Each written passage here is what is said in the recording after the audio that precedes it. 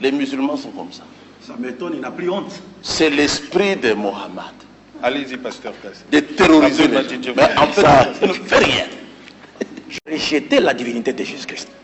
Branham, le pasteur Kass et les autres sont des catholiques. C'est pas pour rien que les catholiques disent de Marie qu'elle est la mère de Dieu. Mais le Dieu dont Marie est la mère, c'est qui? Mais c'est Jésus. Non? Ce sont des catholiques. Alors, regardez, il a donné un premier... Il y a des versets qu'il a donnés avant. Jean chapitre 14, verset 6. Il dit, ce verset confère à Jésus les droits à la divinité. Quand Jésus, Philippe lui pose la question, Seigneur, montre-nous le Père. Jésus répond, mais depuis que je suis avec vous, vous ne m'avez pas encore vu. Celui qui m'a vu a vu le Père. Donc pour les pasteurs Kass, quand Jésus dit celui qui m'a vu a vu le Père, ça veut dire qu'il est Dieu. Vous voyez comment les païens interprètent la parole du Christ? Celui qui voit Jésus voit Dieu. Mais est-ce que celui qui tue Jésus tue Dieu? Non. Qu'est-ce que signifie celui qui m'a vu a vu le Père? Jean chapitre 5, verset 37, Jésus dit, personne n'a jamais vu Dieu ni n'a entendu sa voix. C'est Jésus qui parle. Pourtant, le même Jésus a dit devant à ses apôtres, celui qui m'a vu a vu le Père. Mais qu'est-ce que signifie celui qui m'a vu a vu le Père? Voir Jésus, c'est voir Dieu, mais ce n'est pas dans le sens de le percevoir. Parce que Jésus était sur terre, il adorait Dieu. Jésus était sur terre, il priait Dieu. Mais qu'est-ce que signifie celui qui m'a vu a vu le Père? C'est clair. Dieu a dit à Moïse, personne ne peut me voir et vivre, il mourra.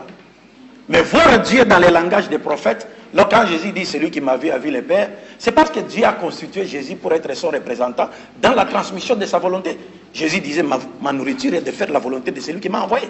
C'est-à-dire, le Christ est venu ordonner ce que Dieu a ordonné, interdire ce que Dieu a interdit. En voyant Jésus, vous voyez Dieu dans le sens de le connaître parce que vous êtes en face de son messager. C'est lui qui voit l'ambassadeur de la RDC en Belgique, il voit le président de la République démocratique du Congo.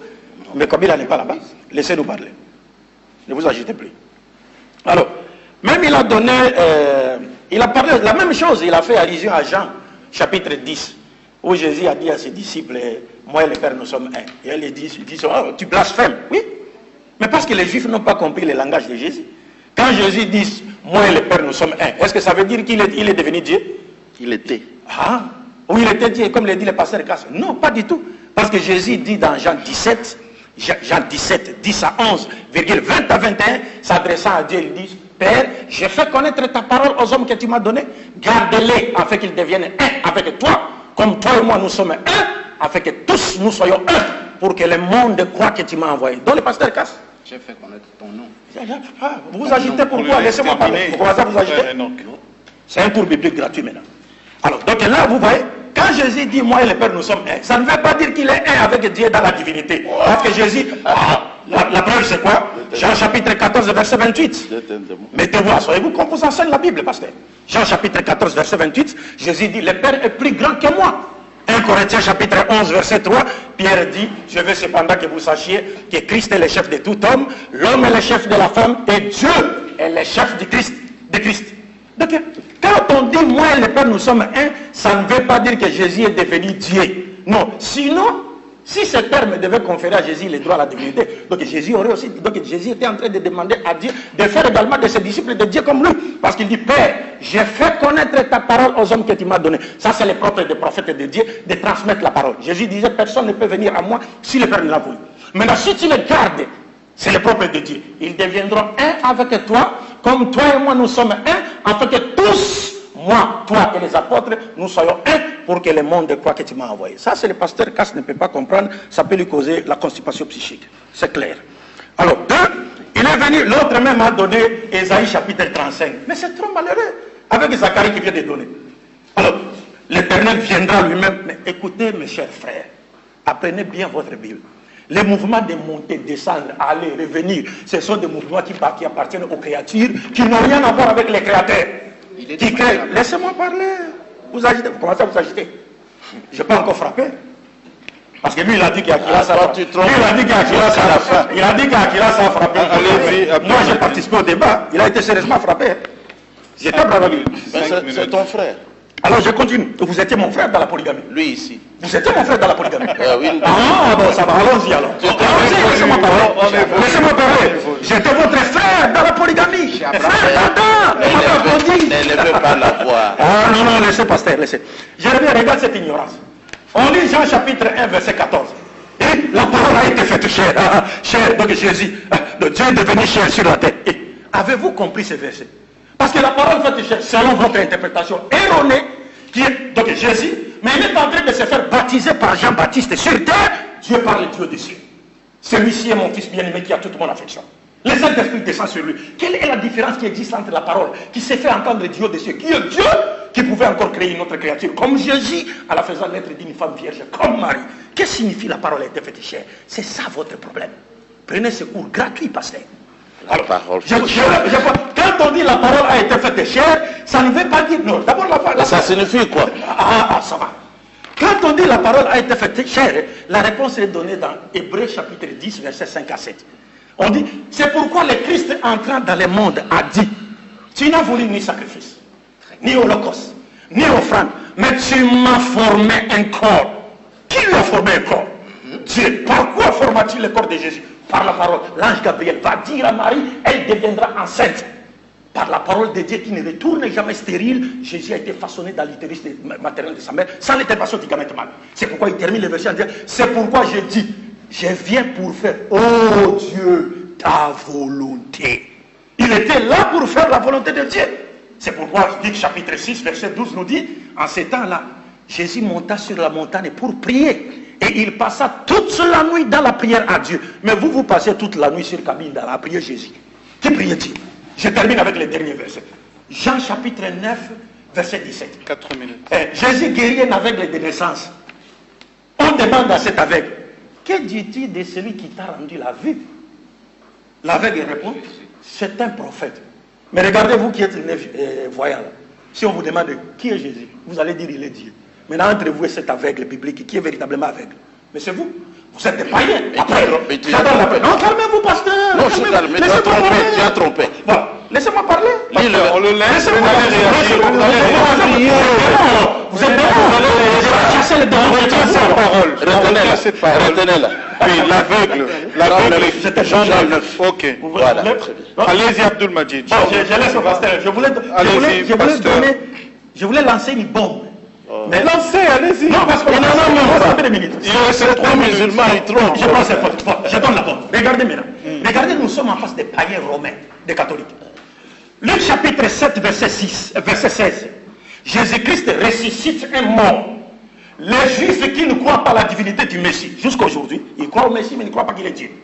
Voyant les miracles que Jésus a accomplis en ressuscitant un mort, les Juifs ont dit, Dieu a visité son peuple, car un grand prophète a paru parmi nous. Donc Dieu visite le peuple par un prophète, par la voix des prophètes. Écoutez maintenant les païens. Actes des apôtres chapitre 14, verset 8 à 14. Paul et Barnabas guérissent un impotent de naissance. Les païens voyant cela, qu'est-ce qu'ils ont dit? Ils ont dit, les dieux sont descendus sur terre sous forme humaine. Maintenant demandez-vous, la foi du pasteur Casse est-elle proche de la foi des Juifs ou de celle des païens romains? Merci. Une minute, pasteur Boris. Dans 1 minute seulement. Oui, dans 7 minutes, dans la minute restante, j'aimerais juste ajouter un élément, puisque nos amis ont pu citer Ésaïe 9, 5, parlant de l'enfant qui est né, Dieu puissant, Père éternel. J'aimerais d'abord leur faire comprendre d'abord un élément de fait, c'est que les apôtres, aucun apôtre ne s'est jamais référé à Ésaïe 9, 5 pour l'attribuer à Jésus. Aucun. Sinon, ils vont nous présenter les versets de référence. Et deuxième élément, quand il a dit, il est parlé de Dieu puissant dans certaines traductions, mais les Juifs qui ont traduit ce même passage-là avant les païens, ont rendu El Gibor par héros d'Élohim, ou encore un homme divin, donc envoyé. Maintenant ici, Père éternel de même, quand on descend un peu plus bas dans ces versions, on va se rendre compte d'un élément. Lorsqu'il est parlé des princes de la paix, je prends juste le dernier mot, prince de la paix, il sera appelé prince de la paix, pour leur montrer qu'ils ne comprennent pas. D'abord, quand Jésus arrive, il dit, ne croyez pas que je sois venu apporter la paix, mais l'épée. Et déjà là, il ne peut pas être le prince de la paix évoqué ici. Et en plus, quand on prend Ésaïe 7, le verset 14 pour dire que voilà l'enfant qui a été promis à Akaz comme étant le signe qui devait venir. Vous avez dépassé déjà une minute, mais si je vous laisse continuer, je veux retirer dans... C'était Jésus. J'aimerais poser la question au pasteur ici, puisqu'il prend note, il faudra qu'il réponde à cette question. Qu'il lise le verset Ésaïe 7, Ésaïe 14, Ésaïe 7 plutôt, du verset 14 jusqu'au verset 16. Et qu'il nous dise quels sont les deux rois qui étaient menacés. Parce qu'il a dit, avant que l'enfant ne sache rejeter le mal ou le bien, le pays dont tu crains les deux rois sera abandonné. Maintenant, il va nous référer cela à la naissance de Jésus. Merci, pasteur Boris. Donc, ça sera le dernier tour de table pour envoyer à un autre débat. Pasteur Casse, vous avez, avec le frère Enoch, 10 minutes. Et après vos 10 minutes, on donnera juste une parole pour la conclusion d'aujourd'hui. Et on reviendra vendredi. Après qu'on ait échoué sur la semence du serpent. Après qu'on ait manqué le nom du fruit. On gesticule toujours. Je veux donner la bombe. Et il n'a rien. Vous avez vu qu'il n'a rien. Non. Les musulmans sont comme ça. Ça m'étonne, il n'a plus honte. C'est l'esprit de Mohammed. Allez-y, pasteur Casse. De terroriser les gens. Mais en fait, il ne fait rien. Je réponds à leurs accusations. La parole faite chair qu'il a pensé corriger ici en parlant de la bombe, qui ne dispose même pas. C'est bien expliqué seulement dans Jean. La parole était Elohim. Et la parole a été faite chair. C'est-à-dire, Elohim était devenu un être humain. Fou. Moi, je crois ça. Vous ne croyez pas? On pose la question. Vous avez traversé... On pose la question pour savoir si votre croyance. Vous avez traversé le fleuve ici pour venir me faire croire à votre petite doctrine de l'enfer. On n'avait pas honte. On n'avait pas honte. Bon, restons dans les débats. Alors, ne parlez pas. Dans Romains chapitre 9, verset 5, l'apôtre Paul parle des vrais juifs. En passant aussi, je dis à vous, moi je ne crois pas comme les juifs. C'est ça. Les juifs, vous croyez comme vous. Vous croyez en un seul Dieu, mais vous ne croyez pas en sa manifestation sur la terre. Notez ça. Il est assez intelligent. Il comprend.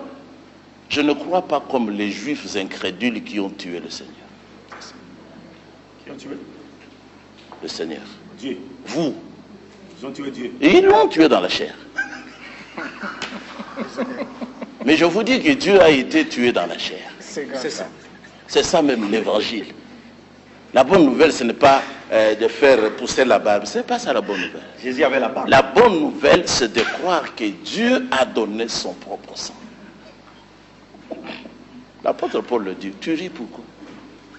C'est dans Acte 20. Maintenant, je continue encore.